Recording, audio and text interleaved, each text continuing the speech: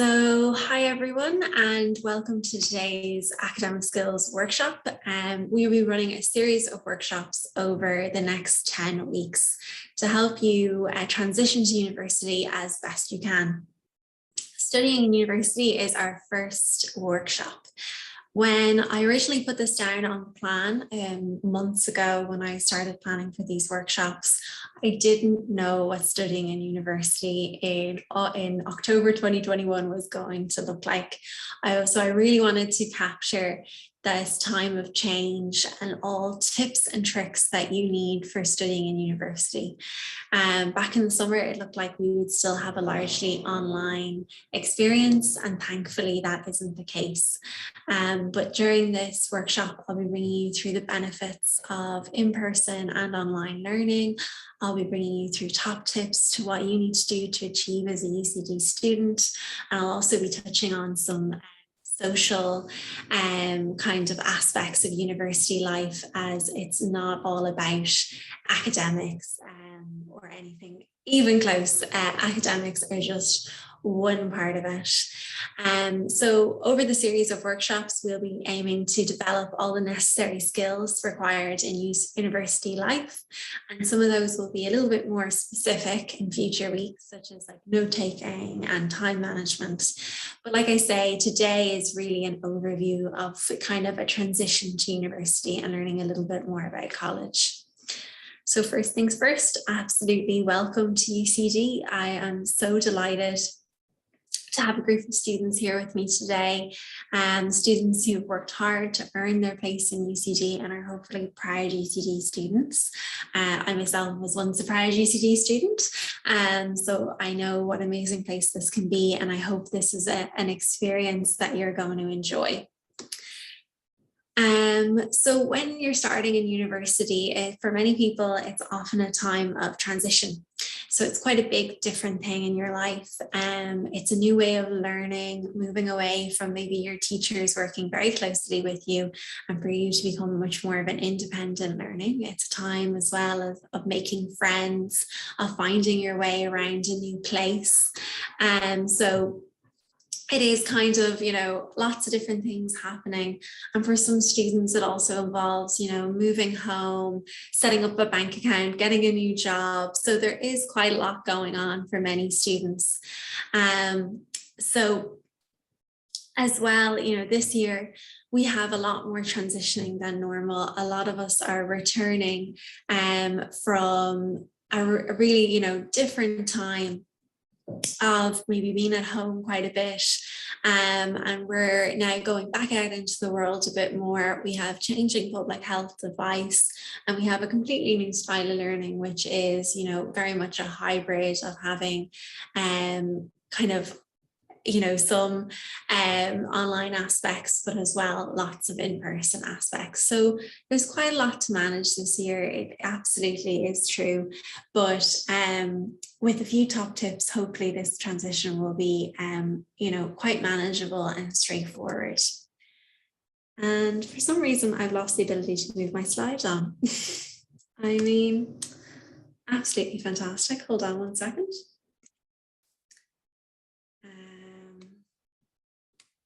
Sorry about this, guys. Go again.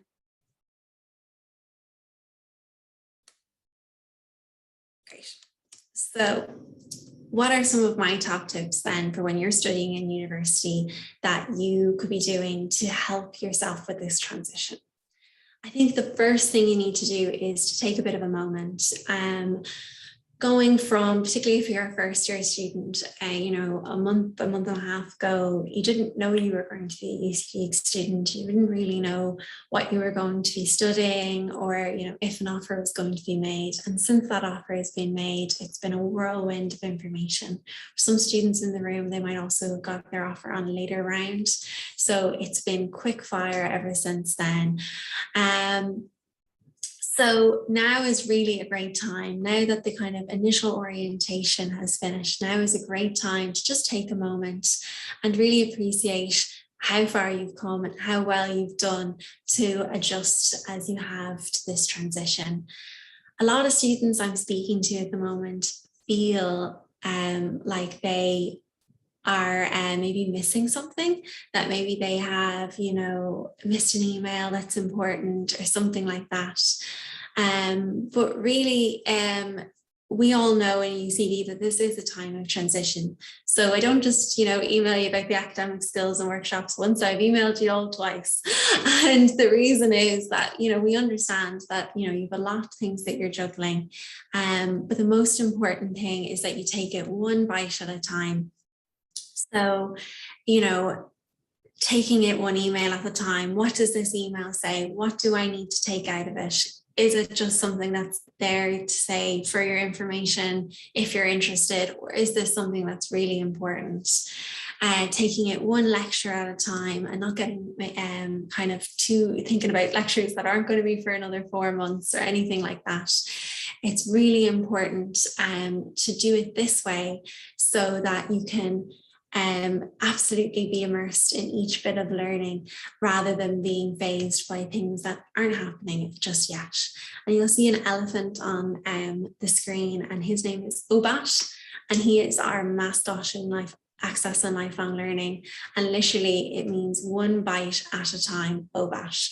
And that's because that's what we recommend to all of our students particularly during this time of transition, that you're just taking it one step each day and not worrying about maybe things that you've missed or anything like that, but just taking it as it comes.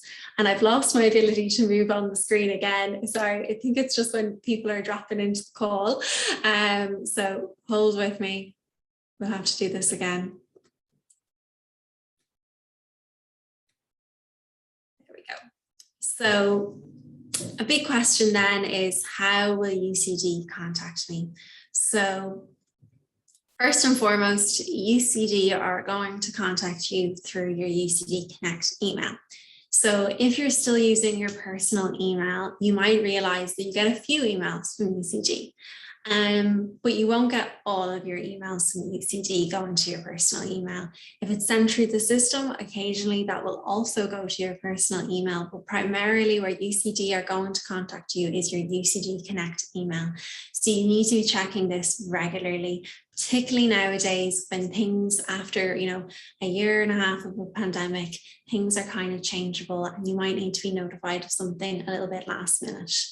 So I would recommend you're checking your UCD Connect email twice a day, morning and evening, and managing it and factoring time into your day to manage your email, as it's so important. If you have any messages from your module coordinators, they'll be sent to UCD Connect email. So for instance, if a class had changed location, they would let you know through the email or through and as well, I think it's really helpful then to set up Brightspace notifications to your email, because if they put anything on Brightspace, you'll get a notification in your email, which you're already going to be checking regularly after this workshop. So there's a link there, and I put these slides up on our Brightspace page, which you have got information how to access in the email you would have got from me on Monday. And you can access the slides, click on the link and learn how to set up Brightspace notifications for yourself.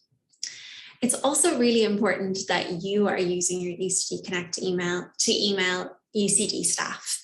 So at the beginning, we understand it's a transition and there might be more flexibility if you're emailing off your personal account.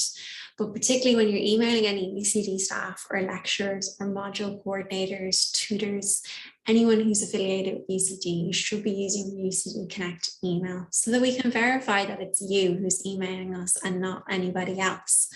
It also allows us to track you really easily and to look at your student record and get any information we might need from there. As well, I think it's really important that you're always including things like your student number in your emails. That's kind of your identification within UCD. So it is a really good kind of idea to be doing that from early on. So lectures this year then, as you've realised, things are a little bit different with lectures in UCD and across all higher education in 2021 since the pre-pandemic time.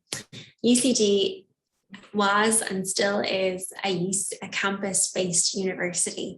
So while so that's why we've returned to campus-based teaching as much as possible. And lecturers have been asked by the registrar, who's kind of the deputy president and in charge of all things academic affairs. He has asked that lecturers are recording teaching material to the greatest extent possible. So you probably realized this over the last week and a half, that a good number of your lectures are available online.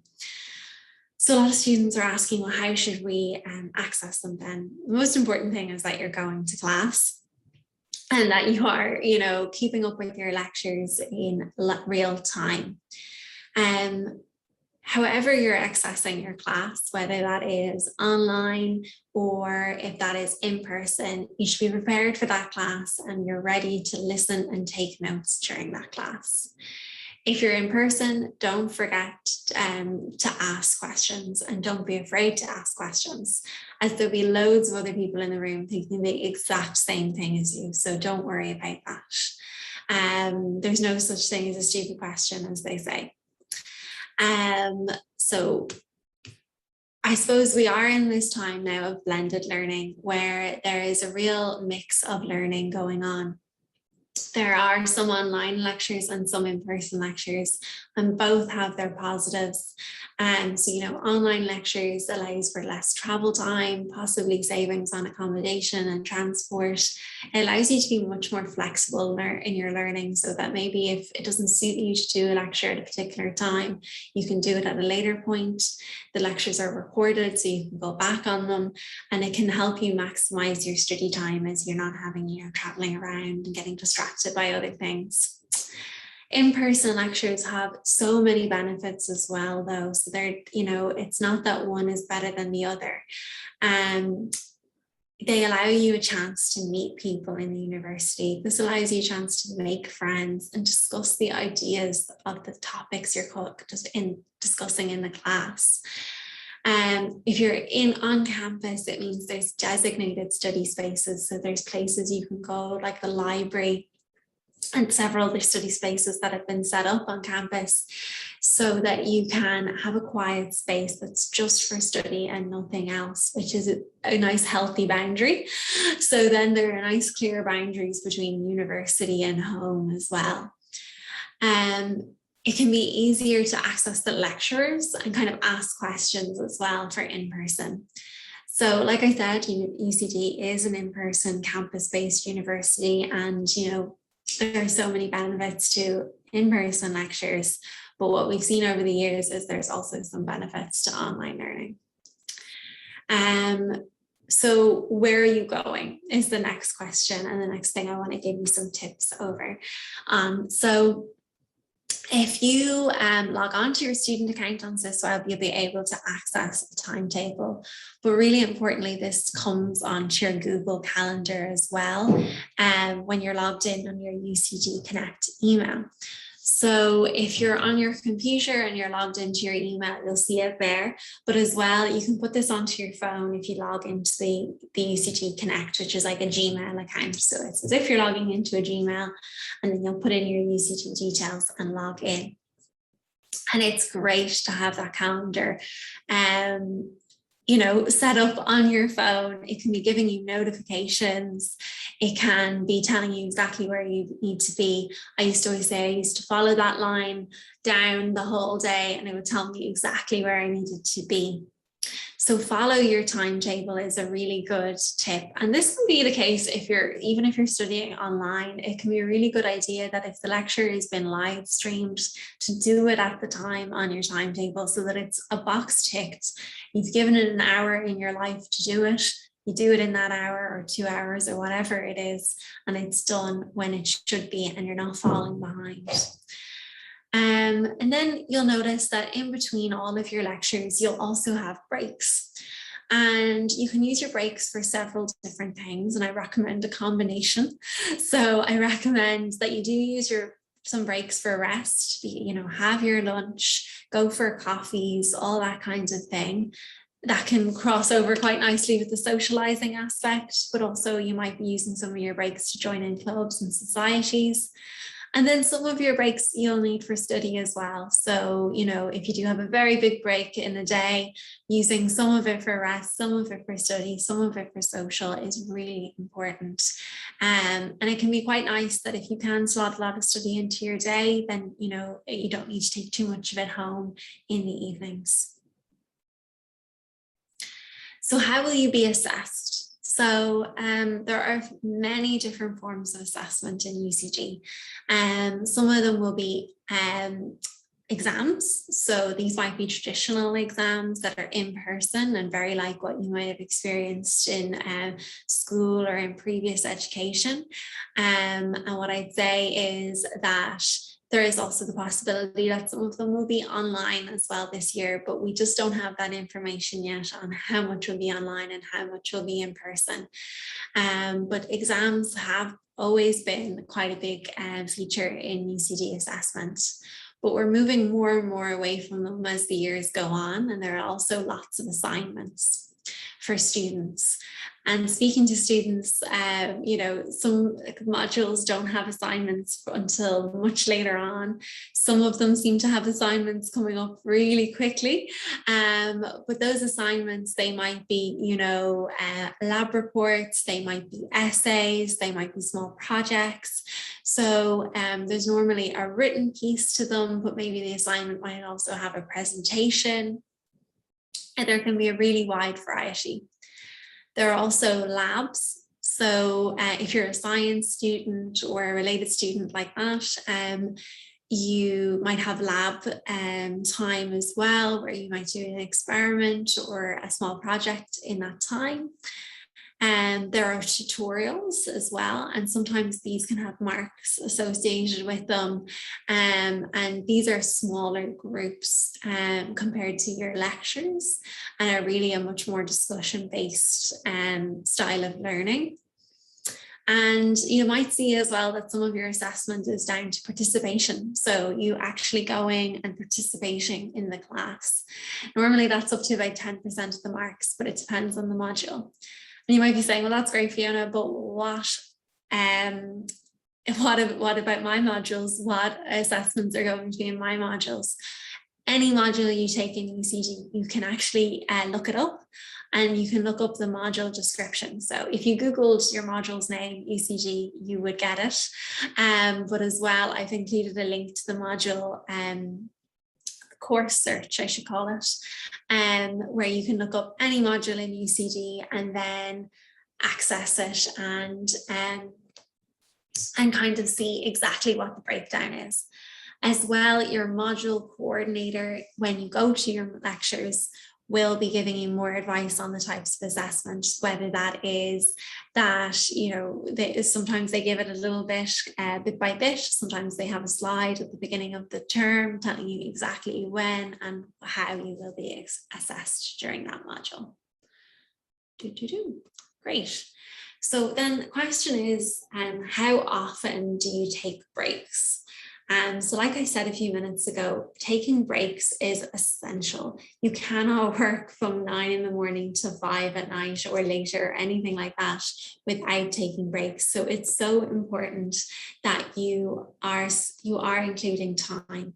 And what that allows you to do is it increases your concentration, it reduces, you know, eye strain, back strain, just your whole well-being will be better if you take straight breaks, and as well the quality of your work will be better.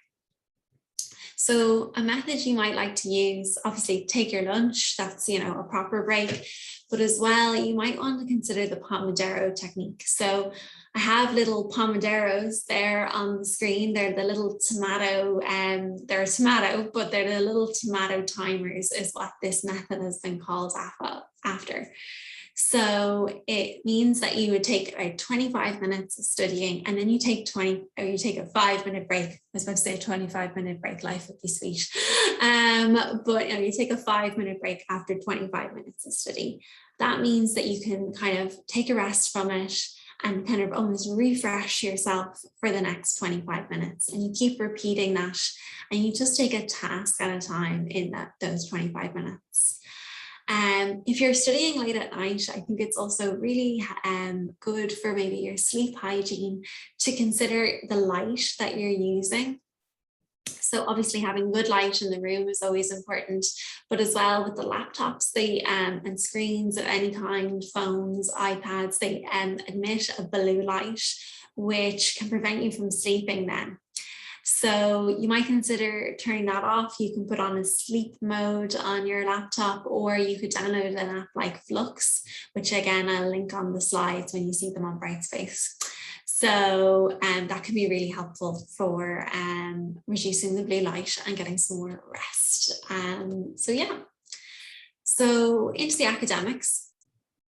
We've touched on lectures and what those lectures are going to look like. So I think the most important thing here is that if you are going to be attending online lectures, and we've gone through the benefits of these, that you are, engaging with these, staying organized, staying up to date with the lectures and the content of the material, so that it's not being left to the end, one bite at a time, taking everything as it should be in the order it should be. As well, actively participating in class is really important. And even if you're attending online, you can still participate using discussion forums and possibly the chat box if it's allowed in that class. If you have any questions, and this is probably the question I get most, in about 4 weeks, this is going to be the question I get the most, which is, can I contact my module coordinators? And of course you can. If you have any questions relating to a module, you should contact the module coordinator. That is the head lecturer for that module. And it is a key part of their role to support you and your learning. So it's so important that as you go through that you are contacting them, and you are letting them know if you have any questions.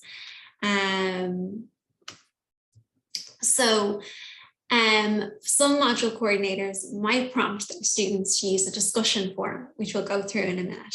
And that's like a place on Brightspace that you can put your questions. And most importantly, when the module coordinator answers them, everyone can see the question and the answer. And it's really beneficial for everyone then to benefit from those answers. If you're emailing your module coordinator with a general question that would be of benefit to everyone, it can be nice for it to be put up on a discussion forum instead, so that it can be shared. And it is studying at university is a group experience, so that's why some of your lecturers and module coordinators will nudge you towards that discussion forum. Even if they say that all questions should be asked there, though, remember that private and confidential questions can still be asked through email. So if you were asking, I'm a disability support specialist, so I might keep it kind of disability related in my head. But if you were asking a question about your disability supports, for instance, that's very appropriate to go in an email. Whereas if you were asking about a reading or something that happened in a lecture and you wanted more clarity on it, that would be great during a discussion board or discussion forum, I should say. And if your lecturer doesn't have a discussion forum on Brightspace, you could ask them, is it possible, if you think that would be something that would be really helpful. Lecturers and module coordinators also have office hours. So these are the hours that they have basically an open door drop-in policy at their office. Check in with them, see when their office hours are if you wanted to chat to them. It might be online this year, so best to check in with them and see how they're running their office hours.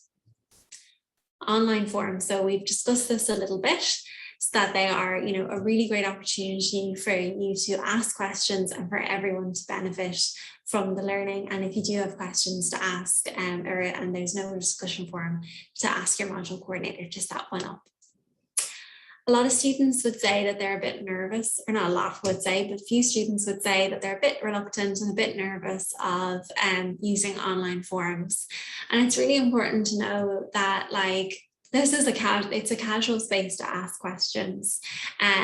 But a lot of students would say that the reason they're reluctant, if they're reluctant, is because they don't want to have like a poorly formed question or to be making spelling and grammar mistakes, particularly if they're doing it kind of in the moment. So remember to use spell check, something like a Grammarly extension. You can Google Grammarly and download it onto your computer for free.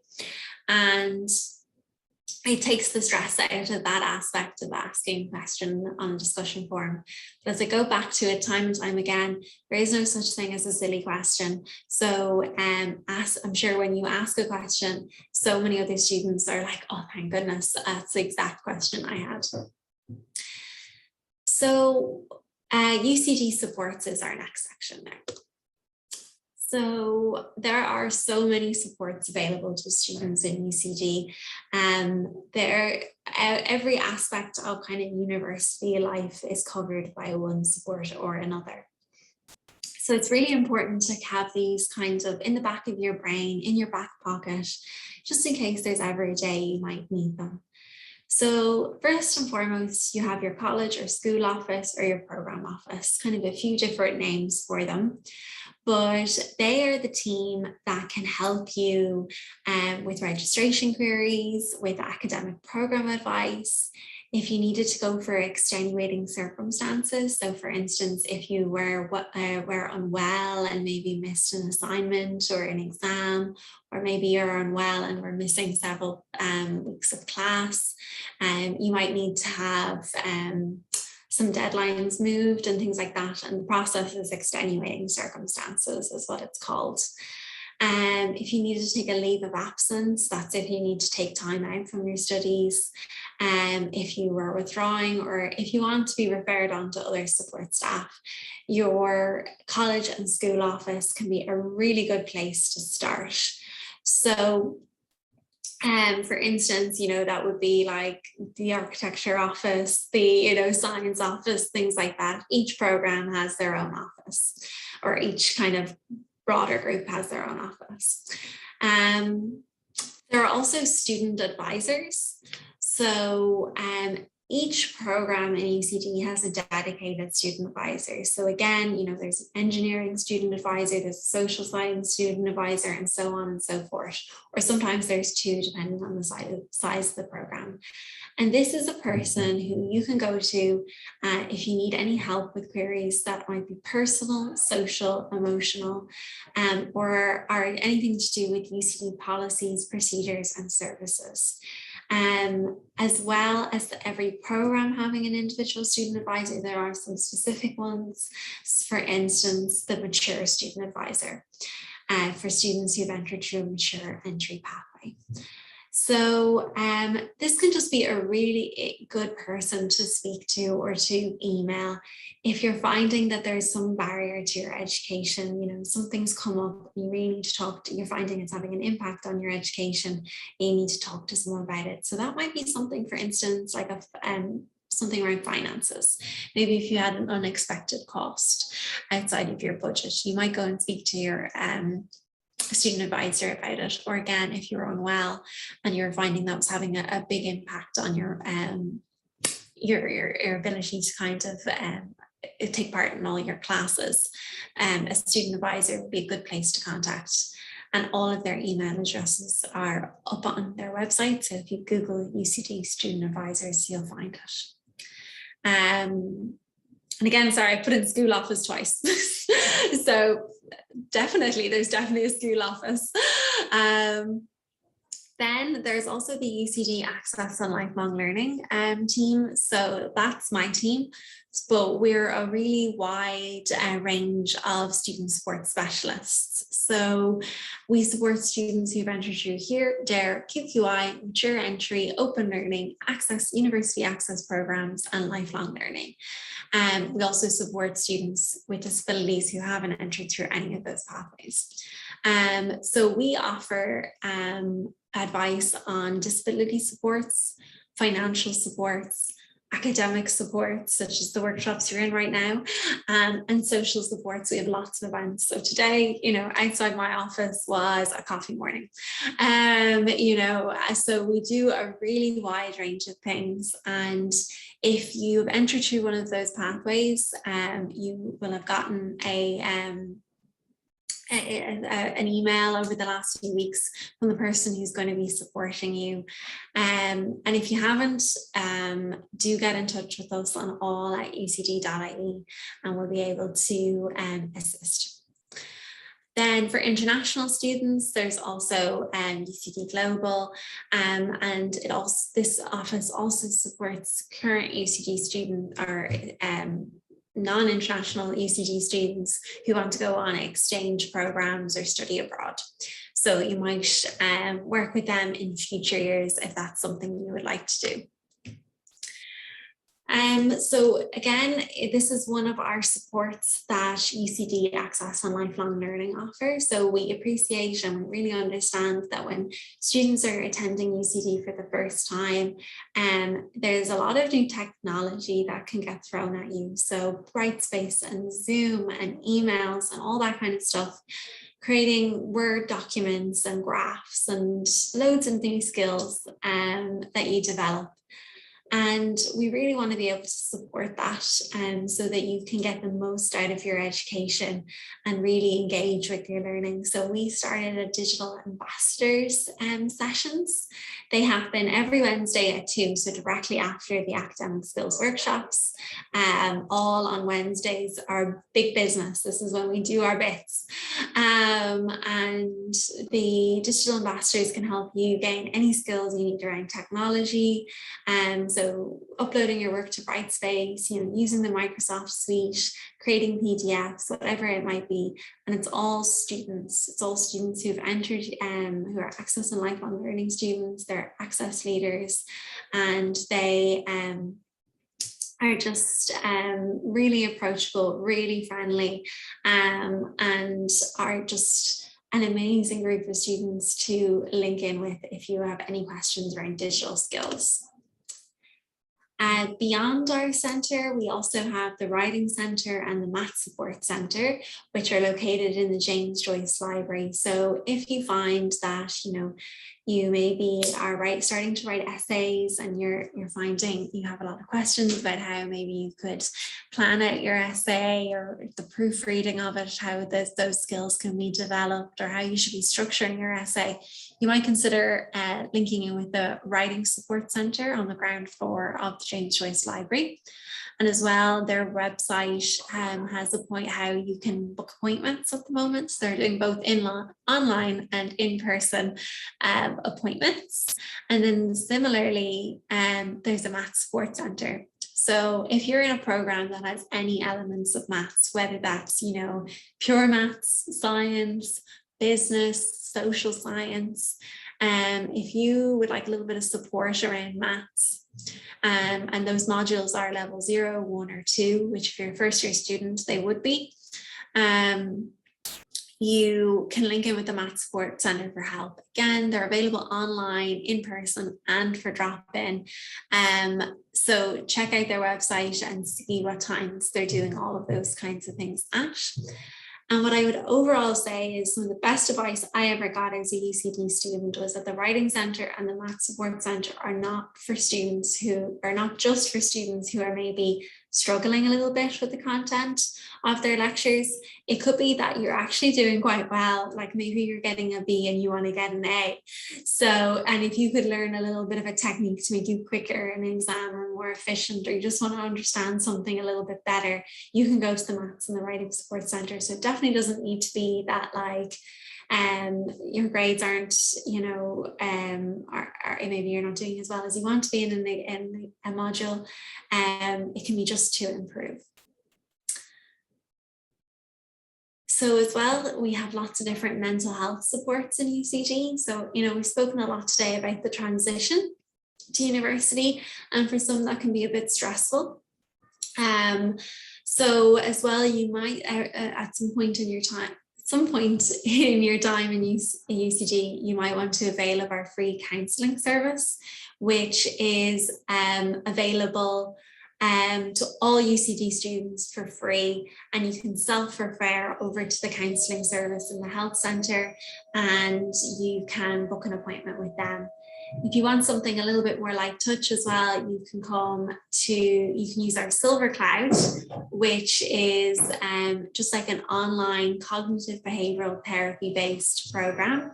And you can pick particular, particular programs for different concerns that you might have, such as stress or anxiety or sleep. So that can be a really nice app to be working on in your own time, rather than if you felt I just need something, that I can just do by myself kind of thing. That would be a really good alternative to counselling. So one final note is that we've kind of covered, academics and sports for academics in particular, but that UCD and university in general is a really social time for you. So I'm just going to pin myself as I think you're showing another student. There we go. So it's a really social time when you're in university, and it's important to remember there are so many clubs and societies available to you. So the range of societies available in UCD blows my mind every single year. There is Drama Soc, there are all the different political societies, there's drawing, there's LGBTQ+. So there are so many options. And then on top of that, the clubs, which are the sports-based kind of societies, there's rugby, there's trampolining, there's fencing. And to find out all the information on what clubs are available, you can drop into their websites. And again, I'll link this all up on Brightspace after the session. So there's something truly for everyone. You can get stuck in. There's so many events held by all these clubs and societies. So you'll never be in short of something to do. And even if you wanted to say like, I just want something for Tuesday, you can look up their events and see what's happening on Tuesday. A really good way as well to blend, the social and the academics is to remember, to do study groups. You can even be doing study groups online. It doesn't have to be in person in the library. You can all get onto a Zoom call, do that Pomodoro method where you are, studying for 25 minutes and then taking a 5-minute chat break, and then you repeat it. And what I'd say is if you're doing it on Zoom, everyone should have their cameras on so that you can kind of be keeping each other good and focused. And it's a great way to study. Or you can go to the library and study as a group there as well. And it can be really nice to quiz each other and kind of push on your learning and start discussions in that way. If you are doing a virtual group, there's loads of different ways you can do it. There is Zoom, there's a free version of that anyone can download, and then it will allow 40-minute sessions. Then there's also Google Meet. You have that on your Gmail account. There's WhatsApp, and then you might consider an app like Trello, which you can download again, and it's great for doing group projects. So it's not like a call, but it's great for organizing projects of people, taking things off the list. And we'll be covering that in our group work session.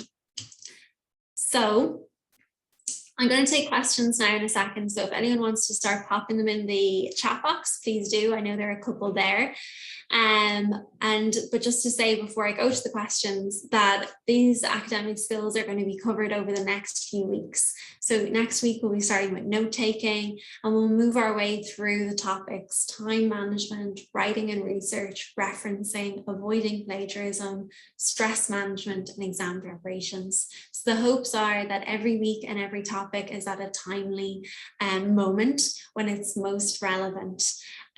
Today was really such a broad workshop, but over the weeks we'll be going to more and more specific skills that you can develop. So I'm going to stop my share. Hi everyone, and let's see. Lovely. So if there's a question about kind of studying and preparing work there. So what I would say is that if you are looking to develop study skills, I would definitely say next week's note-taking One is very good as well. You know, the Writing Center can really help you with tips and tricks around kind of how you organize your ideas when you're doing writing.